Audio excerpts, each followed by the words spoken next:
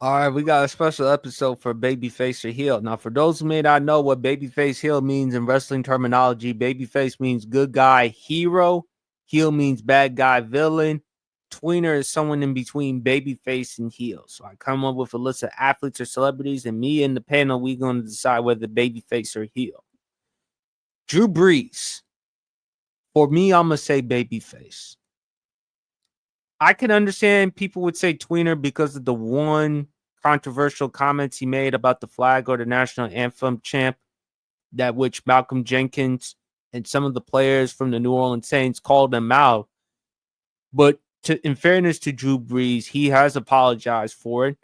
And he even called out President Trump to say we can no longer make it about the flag or the national anthem, that we need to pay more attention to the issues that all Black people are dealing with. When you look at Drew Brees' career, you have to think Babyface, the torn labrum he had in 2005, champ. Only two teams that were willing to bring him on, Miami and New Orleans. You look at New Orleans. He came in a year after Hurricane Katrina. And for him to resurrect that franchise and that organization, to which, champ, you even brought up at one point, they were about to move that team to San Antonio. So for him to turn around that organization, because at one point they were called the Aints. And again, he's changed the landscape of football, particularly at the quarterback position. I've said it before, champ, he's listed at 6 feet. You've told me, nah, he's not 6 feet. He's about 5'11", maybe even shorter than that. You said, okay, he ain't 6 feet. He got to be at least 5'11", 5'10". But I don't care. Drew Brees is walking around outside like the ordinary or typical man. Doesn't have the strongest arm in the world. But boy, he can throw the ball with accuracy and time. And he's smart. He makes great decisions.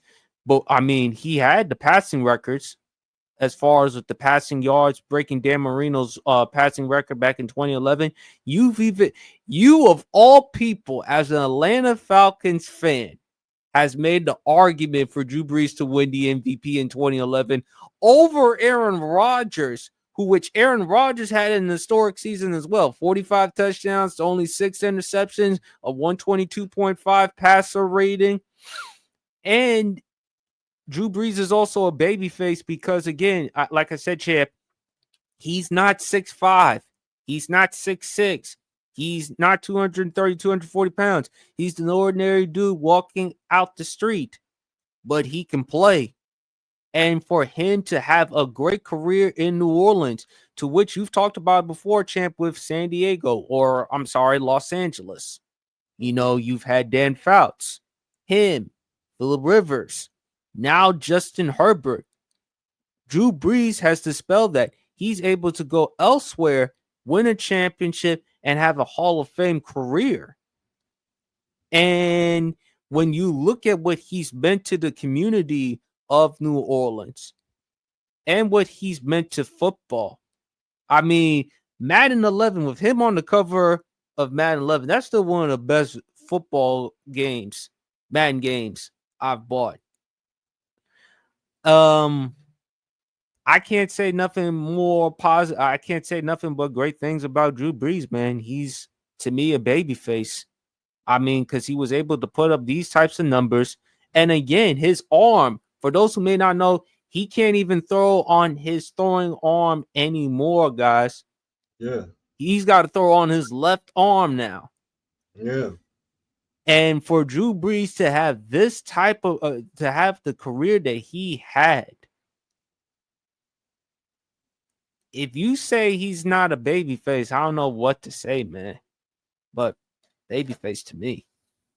Undisputed babyface. I'm a Falcons fan.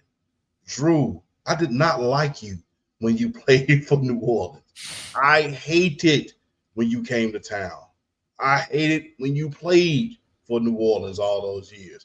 But I will say to this day, the biggest injustice in football history was in 2011 when you did not win the MVP because you rewrote that record book. over 5,400 yards. Rewrote the average per game. He averaged 342.3 yards a game, NFL record. Then threw 46 touchdowns. Mind you, he did not have a top defense that year. And the team went 13-3. Right. That was nothing short of amazing.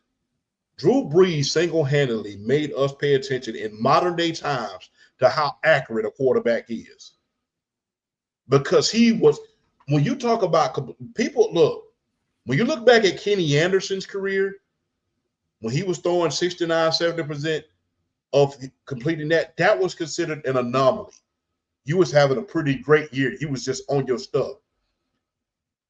Drew Brees, when he entered the league and he got to New Orleans with him and Sean Payton, he made us pay attention to completion percentage. And if your completion percentage, wasn't it higher than at least 61, then we looked at you like you were crazy. Because he was throwing for an average of 70% of his passes. He was completing an average of 70% of his passes. And as I'm looking at it, his best year, NFL record, 74.4% of his passes were completed in the year 2018. So he made us pay attention to completion percentage these days a hell of a lot more than any other quarterback. Drew Brees, the best thing that ever happens to New Orleans is this. The Dome Patrol with Pat Swilly, Sam Mills, Mo Vaughn, and Ricky Jackson, the Dome Patrol, and Drew Brees. Those are the best two things that ever happened to the city of New Orleans. It's the Dome Patrol and Drew Brees. Without the Dome Patrol and Drew Brees, the Saints would not be relevant to this day. And Sean Payton. And Sean Payton. Drew Brees, and look, talk about work ethic. Drew Brees trained with the Navy SEALs during the all season. I'm going to say that again. Drew Brees trained with the Navy SEALs and the U.S. Special Forces in the off season. I've been in the Army. I ain't going nowhere near that training. That is strenuous. It takes a real different kind of cat to do Navy SEAL Special Forces type training and the exercises that they do in order to maintain their youthfulness, their body, in order to run those type of missions. And he trained with them every single year. He can't get a ticket in the city of New Orleans right about now because he was so good. Like I said, I'm an Atlanta Falcons fan, but I'm not a biased fan. I give credit where credit is due. And at one point, that division was one of the best quarterback divisions that we've ever seen. You had 2 MVPs, 2 Hall of Famers, and 3 of the best players to ever play the quarterback position. When you talk about Drew Brees, when you talk about Matt Ryan, and when you talk about Cam Newton, each of them collectively helped revolutionize the quarterback position. And they was playing and beating the hell out of each other every single year. And one year, all 3 of them made it to the playoffs. All 3 of them made it to the playoffs. All 3 of them made it to a Super Bowl. And one of them was able to win one. Yeah, all 3 of them made it to a Super Bowl. 2 of them was able to win MVPs. The biggest injustice in the league history is that Drew Brees didn't win one.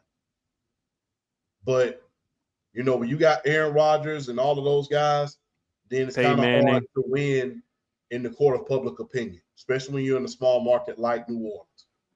People don't pay attention to you regardless of how much numbers you're putting up. But Drew Brees is an undisputed babyface, man. Walter Payton Man of the Year, his charity work. Yes. I mean, you didn't hear people. Nothing. And he's been a pillar to that community. and especially after what he's done for that community since Katrina. Yeah. And New Orleans, like I said before, champ, I know you're an Atlanta Falcons fan. You got to stop at New Orleans, man. You talk about daiquiris and po' boys in Columbus, Georgia. You need to go to daiquiris and po' boys in New Orleans. That's a different atmosphere there, man. The food, the gumbo, the etouffees, all that stuff, man. You be living in New Orleans. Hey man, I'm gonna make my way down there next year. Already planning some things next year, a couple of vacations, stuff like that. Head to the Strip of Grits Festival this year in Savannah. So I mean, it's a lot of good things coming, man. Just being quiet about it. But Drew Brees, man, Drew Brees. I'm a Falcons fan to the core. Red and black, I bleed that color. From the stadium in Athens, Georgia, that hosts my Georgia Bulldogs, all the way down to Atlanta, that host my Atlanta Braves and my Atlanta Falcons. I bleed the color red, white, and black. But Drew Brees, this is a hardcore Falcons fan talking. Thank you for the contributions that you made to the game of football. Because for you to come out there and throw as accurate as you did, for you to come out here and be, I mean, the thing is, he wasn't always the top dog.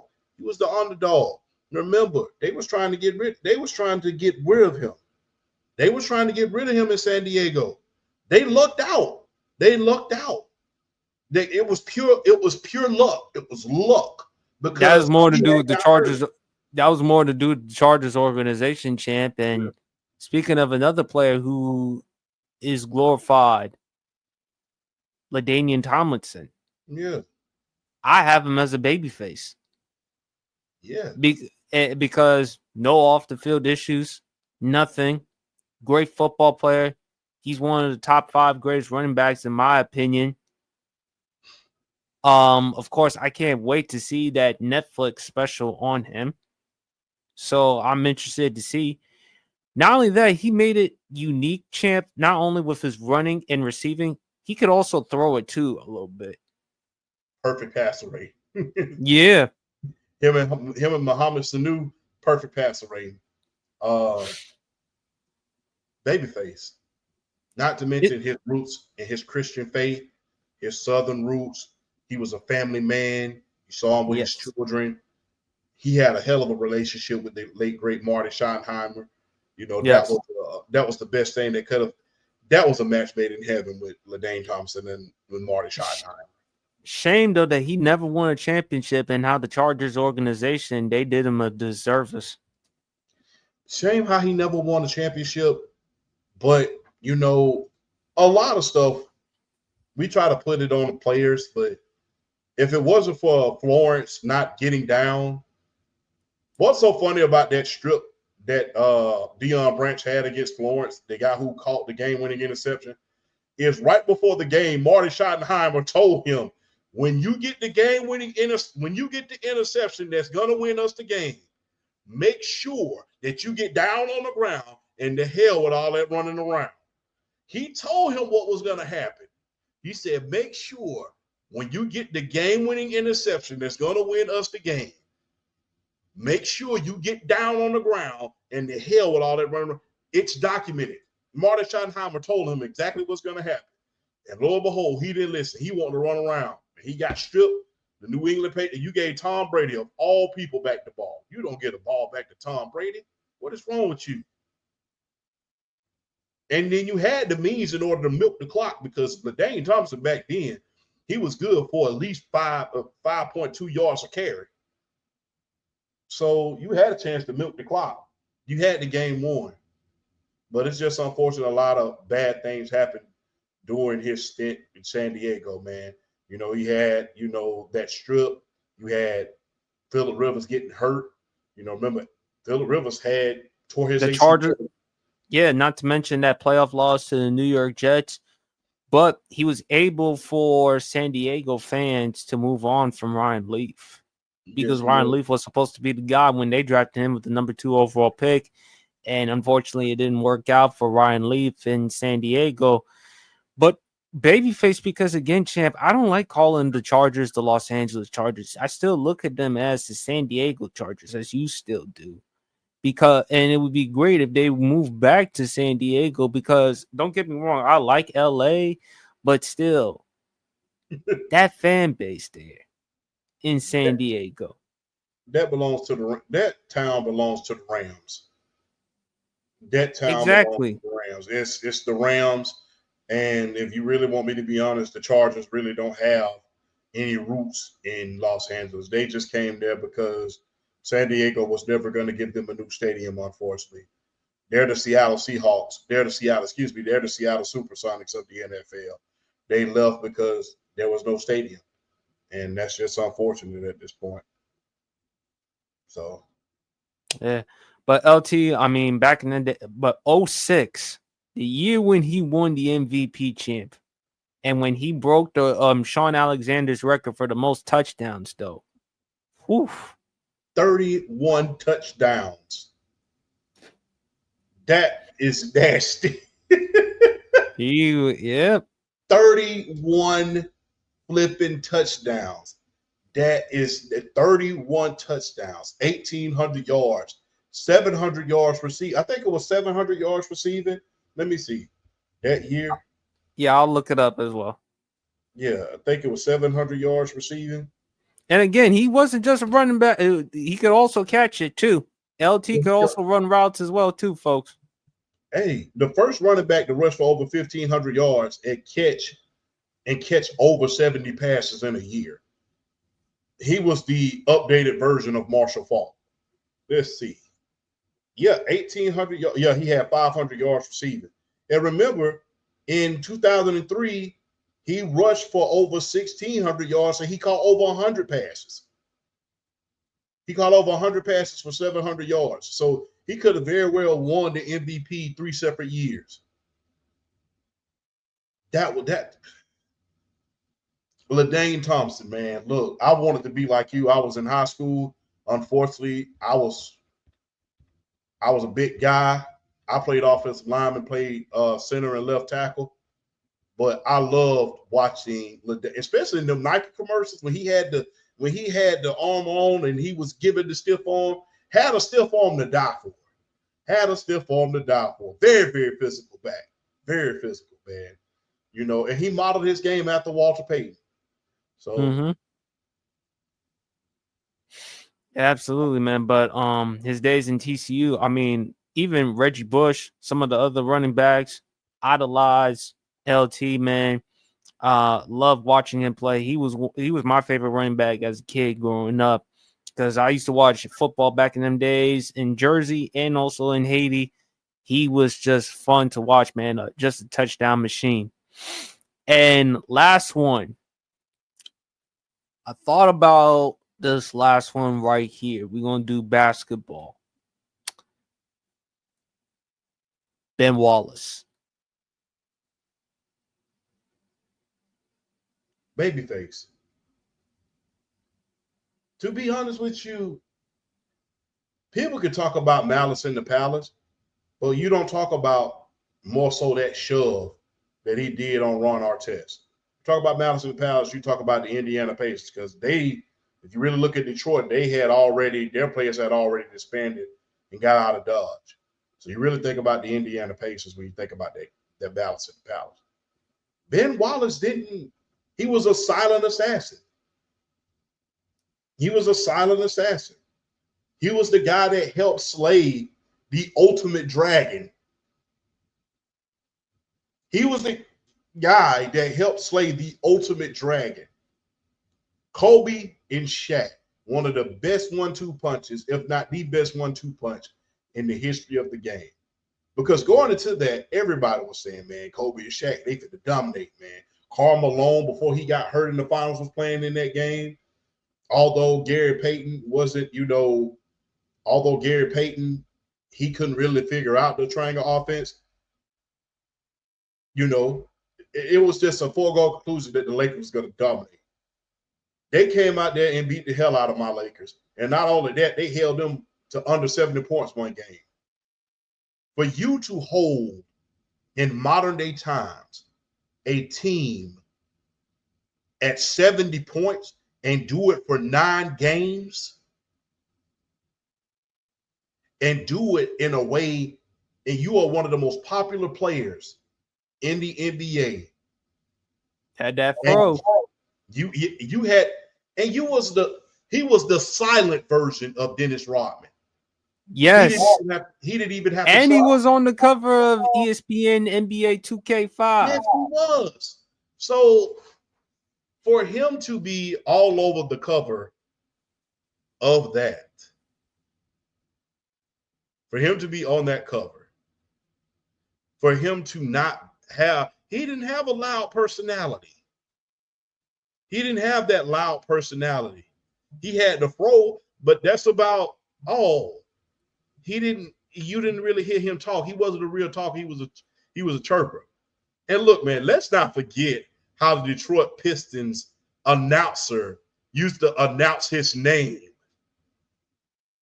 You're not going to get a better introduction than that.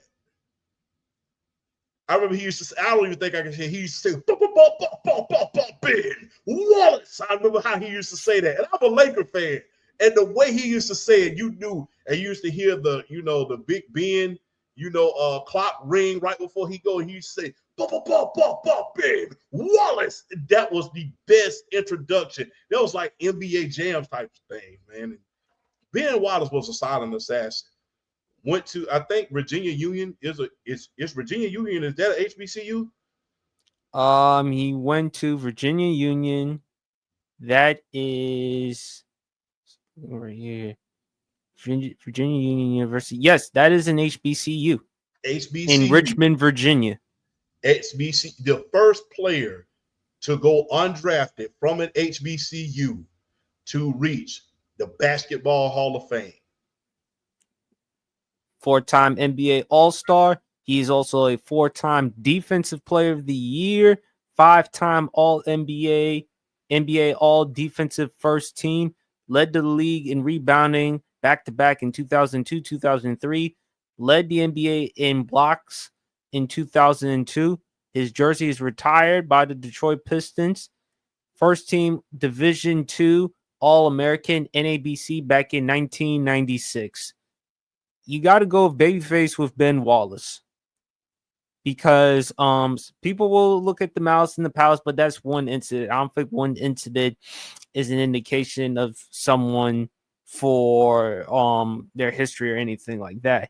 But when you look at Ben Wallace, his impact, how he was one of the key contributors for the Bad Boy Pistons, the remix for them winning the championship in 2004, and what he did during that time.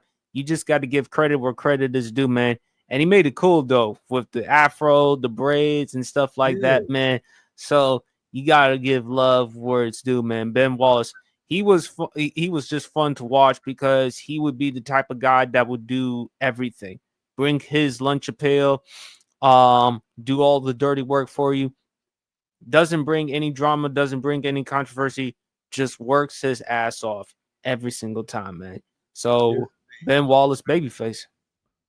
Babyface, undisputed Babyface, man. Ben Wallace, man, I know you beat my Lakers, but hey, man, I give credit where credit is due. You are one of the best damn defensive players. You're a top 5 defensive player of all time. Much like I said, he was the silent version of Dennis Rodman. He didn't have to say he wasn't as outgoing or as extravagant as Dennis Rodman, but boy, I mean, that is a good comparison, champ. Get the job done just as well. So, exactly.